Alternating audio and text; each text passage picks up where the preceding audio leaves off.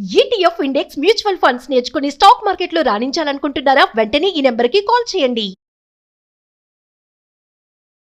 నమస్కారం, నేను మీ సంగీత. కూకట్పల్లిలోని సంగీత్ నగర్ లో 11 సంవత్సరాల సహస్ర అనే పాపని కత్తితో పొడిచి అతి దారుణంగా ఎవరో చంపేశారు అన్న వార్త నిన్న ఎంతో మందిని కలిచివేసింది. తల్లిదండ్రులు కూడా పనిలో ఉండగా ఈ విషయాన్ని తెలుసుకొని తల్లైతే రోదనతో ఇంటికి పరిగెత్తుకుంటూ రావడం జరిగింది.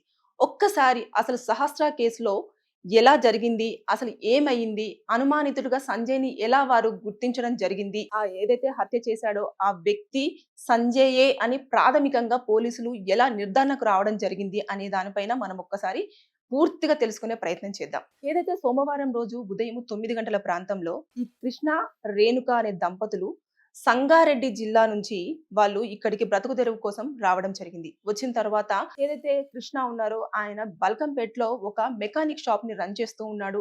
అదే విధంగా రేణుక ఒక ల్యాబ్ టెక్నీషియన్ గా తను విధులు నిర్వర్తిస్తూ ఉంది. వాళ్ళిద్దరికి కూడా ఒక పాప, బాబు. పాప పెద్దది, బాబు చిన్నవాడు. పాప వచ్చేసి కేంద్రీయ స్కూల్లో ఆవిడ చదువుతూ ఉంది. అదే విధంగా బాబు వచ్చేసి వాళ్ళ ఇంటికి దగ్గరలోని ఒక స్కూల్లో, ప్రైవేట్ స్కూల్లో చదువుకుంటున్నాడు. పాపకు నిన్న హాలిడే అవ్వడంతో తన స్కూల్కి వెళ్ళలేదు. దాంతో బాబును మాత్రం స్కూల్లో వదిలిపెట్టేసి తల్లిదండ్రులు ఇద్దరు కూడా పనికి వెళ్ళడం జరిగింది.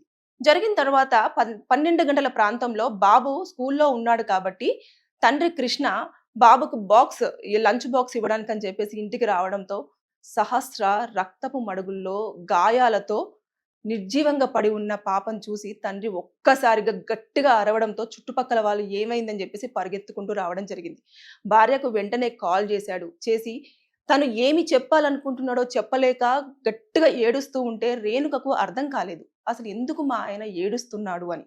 వెంటనే ఇమీడియట్ గా రేణుక ఫోన్ కాల్ కట్ చేసి ఇంటి దగ్గర ఉన్న వాళ్ళకి కాల్ చేయడం జరిగింది. చేసిన వెంటనే వాళ్ళు విషయాన్ని చెప్పడంతో రేణుక కన్నీరు మున్నీరవుతూ అక్కడి నుంచి వెళ్ళి పని చేస్తున్న ప్లేస్ నుంచి వెళ్ళి తొందరగా ఇంటికి రావడం జరిగింది. వచ్చిన తర్వాత ఏదైతే 100 డయల్ కి కాల్ చేయడం జరిగింది. చేసిన తర్వాత పోలీసులందరూ కూడా కూకట్పల్లి పోలీసులు కానివ్వండి, బాలానగర్ పోలీసులు కానివ్వండి, ఏఎస్హెచ్ఓ కానివ్వండి, వీళ్ళందరూ కూడా అలర్ట్ అయ్యారు. అలర్ట్ అయిపోయి ఆ సంఘటన స్థలానికి చేరుకొని ఆ డాగ్ స్క్వాడ్ ను కూడా రంగంలోకి దించడం జరిగింది. తర్వాత అక్కడ ఇంట్లో అంతా కూడా సామాన్లన్నీ చిందర వందరగా కూడా పడి ఉండడము, పాప ప్రతిఘటించినట్టుంది. అంటే కత్తితో దాడి చేస్తున్నప్పుడు, లేకపోతే ఆగంతకుడు వచ్చేసి ఆవిడని చంపాలన్న ప్రయత్నం చేస్తున్నప్పుడు అటు ఇటు పరిగెత్తుకుంటూ తన ప్రాణాలను రక్షించుకోవడం కోసం ఆ పాప ఎంత పెనుగులాడిందో అనేది అక్కడ సంఘటన చూస్తే మనకి అర్థమవుతూ ఉంటది. పోలీసులు అయితే ప్రాథమికంగా ఫస్ట్ ఏమనుకున్నారంటే ఎవరో అన్నోన్ పర్సన్ లోపలికి వచ్చి పాప ఒంటరిగా ఉంటుంది అని పసిగట్టి ఆవిడ మీద అఘాయిత్యం చేయడానికి వచ్చారు. కుదరని పక్షంలో కత్తితో దాడి చేసి చంపేసి ఉంటారేమో అని చెప్పేసి ముందుగా పోలీసులు అనుకోవడం జరిగింది.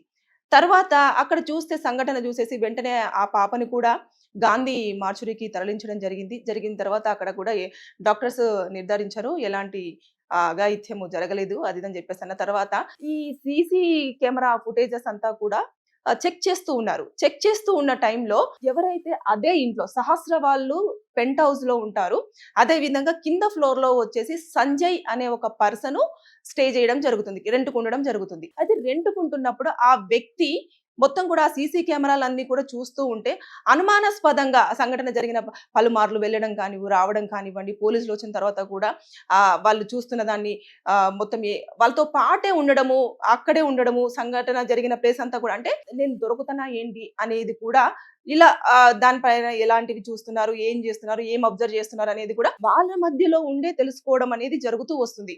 సీసీ కెమెరాలు చూసిన తర్వాత ఇతను ఎందుకో కొంచెం తేడాగా కనిపిస్తున్నాడు అని చెప్పేసి సంజయ్ని కొంచెం అనుమానంగా వారు పోలీసులు అదుపులోకి తీసుకోవడం జరిగింది. తీసుకొని ఎంక్వైరీ చేస్తుంటే అతను ఇంకా ఇప్పటి వరకు అయితే అతనే నిందితుడు అని చెప్పేసి పోలీసులు కూడా మనకి అనౌన్స్మెంట్ అయితే ఇవ్వలేదు. కాకపోతే సీసీ కెమెరా ఫుటేజ్ ఆధారంగా, అదే విధంగా అక్కడ జరిగిన ఇన్సిడెంట్ ఆధారంగా అయితే ఏదైతే సంజయ్ ఉన్నాడో సంజయ్ వాళ్ళ మిసెస్ కి ఆరోగ్యం బాగుండడం లేదు, మా భార్యకు ఎవరో బ్లాక్ మ్యాజిక్ చేశారు, అందువల్లనే ఆరోగ్యం పరిస్థితి ఇలా క్షీణిస్తూ వస్తుంది, దీనికి కారణం ఎవరైతే రేణుక కృష్ణ ఉన్నారో ఈ దంపతులే అలా చేశారు కాబట్టి నా భార్య ఆరోగ్యం రోజు రోజుకి క్షీణిస్తూ అనారోగ్యంతో బాధపడుతుంది అని చెప్పేసి ఆయననే ఓన్ గా క్రియేట్ చేసుకొని వీళ్ళని అనుమానించి వాళ్ళిద్దరూ కూడా లేని సమయంలో బాబుని స్కూల్లో డ్రాప్ చేసి వాళ్ళు పనికెళ్ళిన సమయంలో పాప ఏదైతే ఉంటుందో 10 నుంచి 12 గంటల ప్రాంతంలో ఉదయం పూట 10 AM టు 12 PM లోపు ఈ సంఘటన మొత్తం కూడా జరిగిపోయింది. అతను లోపలికి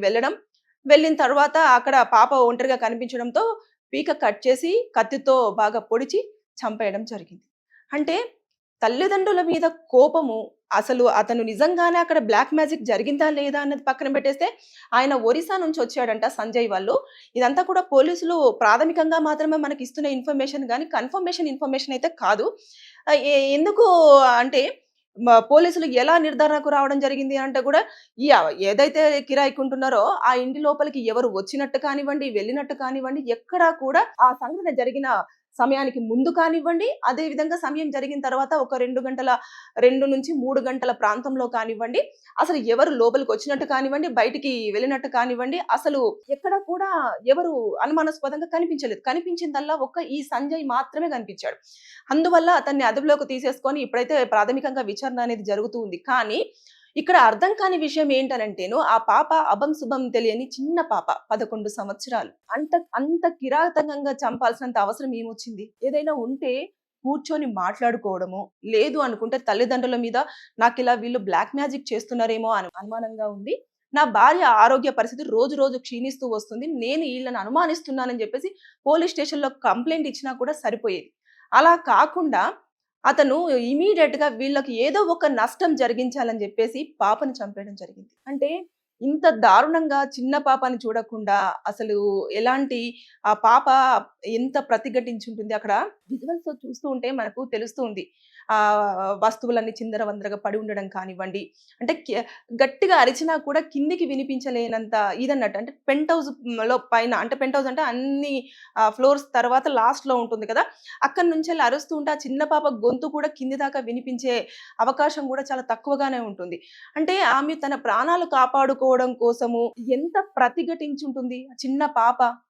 అంటే ఆ వ్యక్తి యొక్క బలానికి తట్టుకోలేక చివరికి బలైపోవడం జరిగింది. ఎంతమంది తల్లిదండ్రుల ఆవేదన, ఎంతమందిని కన్నీరు పెట్టించుంటుంది ఈ సంఘటన. అంటే చూస్తుంటే దారుణం. పిల్లల్ని ఎప్పుడైనా సరే ఇళ్లల్లో ఒంటరిగా వదిలేసి వెళ్ళకండి. మీకు పనున్నా సరే, ఒకవేళ పిల్లలకు హాలిడే ఉంటే ఖచ్చితంగా మీ వెంట తీసుకువెళ్ళండి.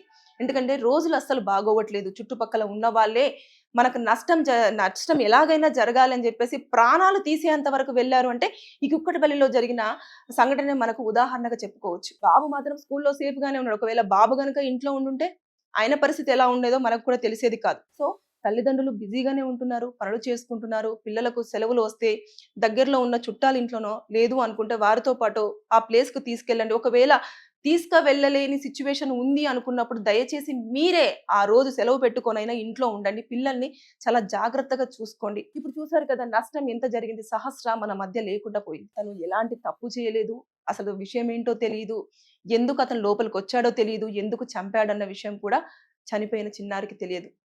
ఇంత దారుణమైన సిచ్యువేషన్. సో జాగ్రత్త. పిల్లల్ని చూసుకునే విషయంలో ప్రతి తల్లిదండ్రులు కూడా చాలా జాగ్రత్తగా ఉండాలని చెప్పేసి నేను కోరుకుంటున్నాను. Thank you.